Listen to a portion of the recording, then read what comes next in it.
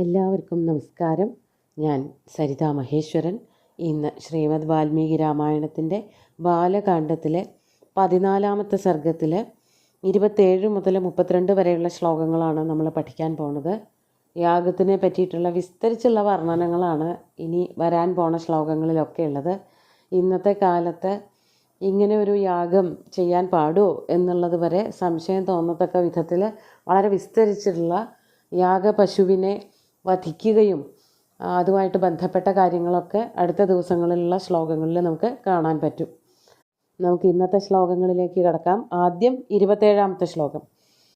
ആച്ഛാദിതാസ്തേ വാസോഭി പുഷ്പൈർഗന്ധൈശ്ച പൂജിതാഃ സപ്തർഷയോ ദീപ്തിമന്തോ വിരാജന്തേ യഥാ ദിവി. കഴിഞ്ഞ ദിവസം ശില്പികൾ ആ യാഗസ്ഥലം ഭംഗിയാക്കണ കാര്യം, അതിന് വേണ്ടത്ര തൂണുകൾ സ്തംഭങ്ങളൊക്കെ കൊടുക്കണ ആ ഒരു കർമ്മങ്ങളെ പറ്റിയിട്ടൊക്കെയാണ് വർണ്ണിച്ചത്. അതിനെ അലങ്കരിക്കുന്ന കാര്യങ്ങളാണ് ഇന്ന് പറഞ്ഞു തുടങ്ങുന്നത്.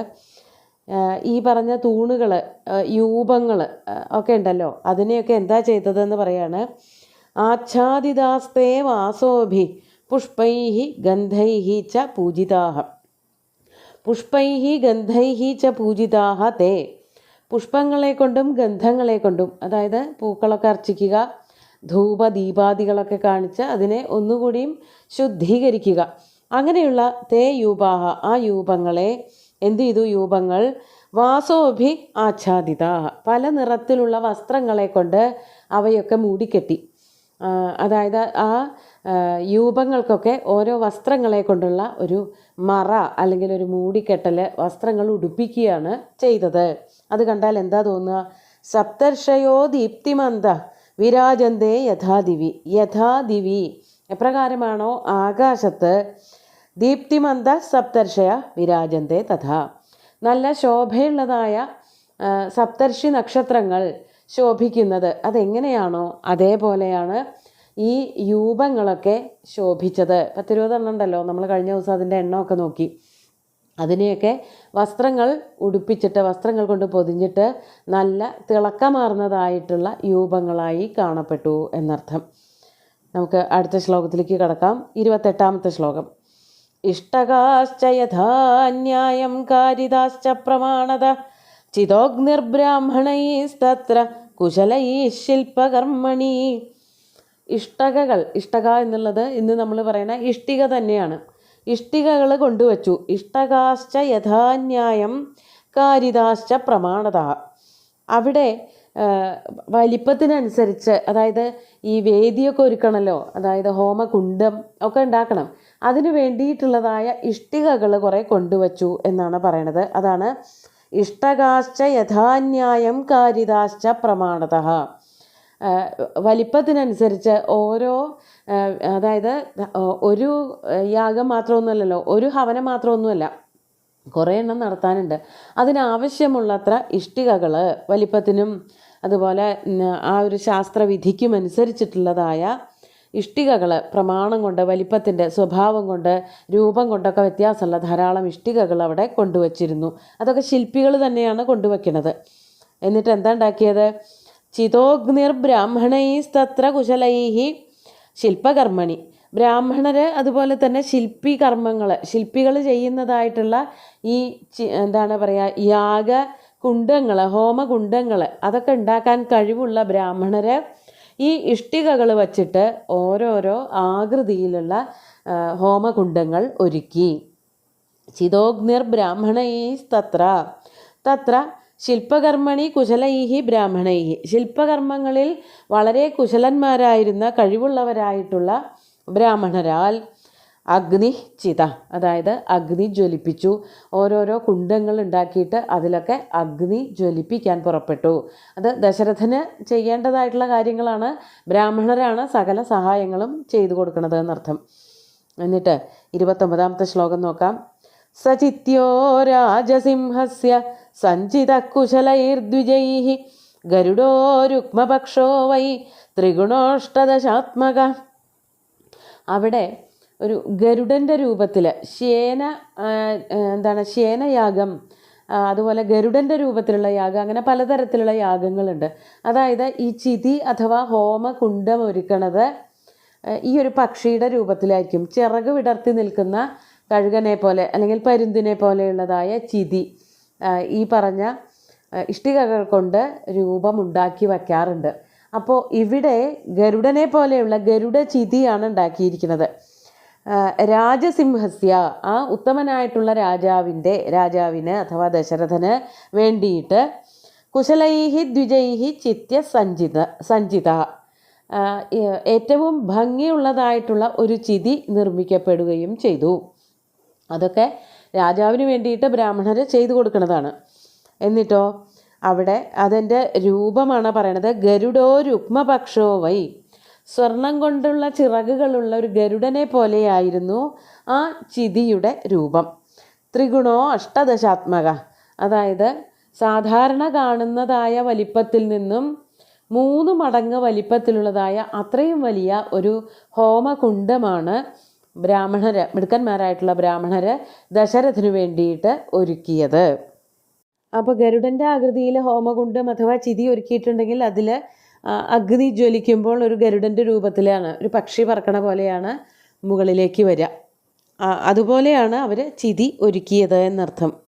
സാധാരണ കാണുന്ന ചിതികളെക്കാളും ഒക്കെ വലിപ്പത്തിൽ ഇവിടെ പറയണത് 18 കുണ്ഡങ്ങളുണ്ടായിരുന്നു എന്നാണ് വ്യാഖ്യാനത്തിൽ പറയണത്. അത്രയും വലിയ ചിതി. അപ്പോൾ ചിതി എന്ന് പറയുമ്പോൾ ഒരൊറ്റ കുണ്ടമല്ല, അതിൽ പല പല കുണ്ടങ്ങളും ഉണ്ടാവും. അങ്ങനെ അത്ര വലിയ ഒരു ചിറക് വിടർത്തി നിൽക്കുന്ന ഗരുഡനെ പോലെ ഒരു ചിതിയാണ് ബ്രാഹ്മണർ ദശരഥന് വേണ്ടി ഒരുക്കിയത്. നമുക്ക് 30ാമത്തെ ശ്ലോകം നോക്കാം. നിയുക്താസ്തത്ര പശവസ്തത്തദുദ്ദിശ്യ ദൈവതം ഉരഗാഃ പക്ഷിണശ്ചൈവ യഥാശാസ്ത്രപ്രചോദിത. അവിടെ ധാരാളം പക്ഷികളെ, മൃഗങ്ങളെ, സർപ്പങ്ങളെ ഒക്കെ കൊണ്ട് നിർത്തിയിരുന്നു. അതാണ് പറയണത്. നിയുക്താഹ തത്ര പശവ തത്തദുദ്ദിശ്യ, ഓരോരോ കാര്യങ്ങൾക്ക് വേണ്ടിയിട്ട് എന്തെല്ലാം യാഗകർമ്മങ്ങൾക്ക് എന്തെല്ലാം ആവശ്യമുണ്ടോ അതിനനുസരിച്ച് പക്ഷി മൃഗാദികളെ മുഴുവനും അവിടെ കൊണ്ട് നിർത്തിയിരുന്നു. പശവഹ എന്ന് പറഞ്ഞാൽ മൃഗങ്ങളെന്നാണ്. തത്തദുദ്ദിശ്യ ദൈവതം തത്തദുദ്ദിശ്യ നിയുക്താഹ, ഈ യാഗകർമ്മങ്ങൾക്ക് എന്തെല്ലാം തത്സമയം വേണ്ടി വരുമോ അതിനൊക്കെ ആവശ്യമുള്ളതായ വസ്തുക്കൾ ഉണ്ടാക്കാനോ അല്ലെങ്കിൽ വധിക്കുന്നതിനൊക്കെ വേണ്ടിയിട്ട്, ബലി നൽകുന്നതിനൊക്കെ വേണ്ടിയിട്ട് ധാരാളം പലതരത്തിലുള്ള മൃഗങ്ങളെ അവിടെ കൊണ്ട് നിർത്തിയിരുന്നു. അതാണ് ഉരകങ്ങൾ. അത് പാമ്പ് പോലെയുള്ള ജീവികളാണ്. പക്ഷികളുണ്ട്, അതുപോലെ മൃഗങ്ങളുണ്ട്. ഇപ്പോൾ നമ്മൾ അശ്വമേധയാഗം എന്ന് പറഞ്ഞുല്ലോ, അതിൽ അശ്വം വരെ ഉണ്ട് എന്നുള്ളതാണ് ഇതിലേറ്റവും വിചിത്രമായിട്ടുള്ള കാര്യം. അവയെയൊക്കെ ഈ രൂപങ്ങളിൽ ബന്ധിച്ച് അവിടെ കൊണ്ട് നിർത്തി എന്നാണ് പറയണത്. നമുക്ക് 31ാമത്തെ ശ്ലോകം നോക്കാം.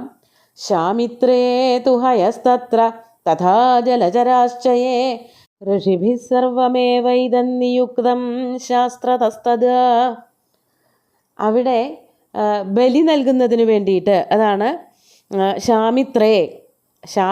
ശാമിത്രം നടത്തുന്നതിന്, ബലി നൽകുന്നതിന് വേണ്ടിയിട്ടുള്ളതായ ഹയം, ഈ പറഞ്ഞ കുതിര, അശ്വമേധത്തിലെ കുതിര, ആ കുതിരയെയും മറ്റ് ജലചരന്മാരായിട്ടുള്ള ജലചരങ്ങൾ, ആമ തുടങ്ങിയിട്ടുള്ള ജീവികളാണ്, പാമ്പ് എന്നൊക്കെ ആദ്യം പറഞ്ഞു.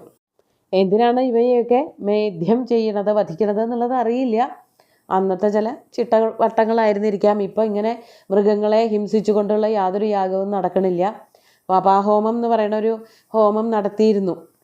ആ ഹോമത്തിൽ പശുക്കുട്ടിയോ ആടിനെയൊക്കെ വധിച്ചിട്ട് അതിൻ്റെ ഒരു നെയ്യെടുത്ത് ഹോമിക്കുന്നൊരു ചടങ്ങൊക്കെ ഉണ്ടായിരുന്നു. ഇപ്പോൾ അതൊക്കെ നിർത്തി വച്ചിട്ട് മൃഗങ്ങളെ ബലി കൊടുക്കാതെയുള്ളതായ യാഗങ്ങൾ മാത്രമേ ചെയ്യണുള്ളൂ.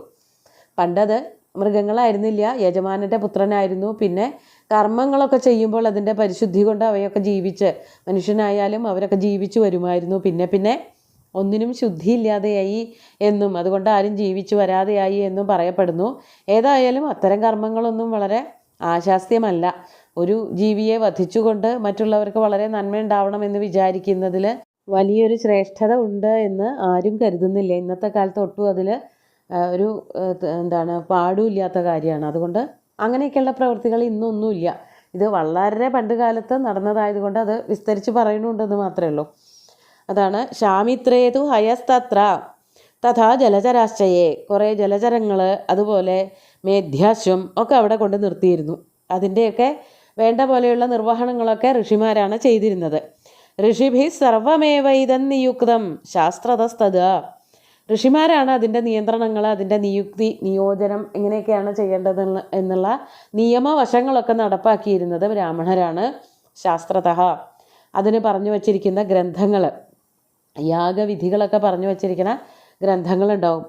വേദം, അതുപോലെ തന്നെ ബ്രാഹ്മണങ്ങൾ, ആരണ്യകങ്ങൾ തുടങ്ങിയിട്ടുള്ളതിലൊക്കെ ഇത്തരത്തിലുള്ള പ്രവൃത്തികളെ പറ്റിയിട്ടൊക്കെ പറഞ്ഞു വച്ചിട്ടുണ്ടാവാം. അതൊക്കെ വായിച്ച് വേണ്ടതുപോലെ കർമ്മങ്ങൾ നടത്തിയിരുന്നത്, അതിനുള്ള നിർദ്ദേശങ്ങൾ കൊടുത്തിരുന്നത് ബ്രാഹ്മണരായിരുന്നു. അടുത്ത ശ്ലോകം കൂടി ചൊല്ലാം. 32ാമത്തെ ശ്ലോകം നോക്കൂ.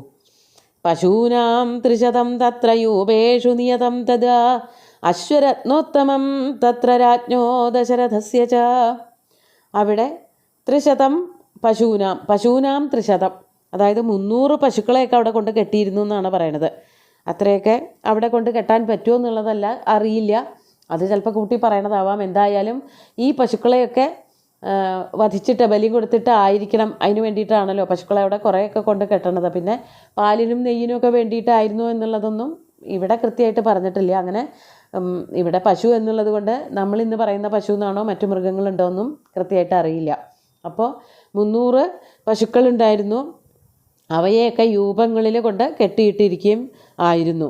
യൂപേഷു നിയതം തഥാ, അവയോടൊപ്പം തന്നെ ആരുമുണ്ടായിരുന്നു?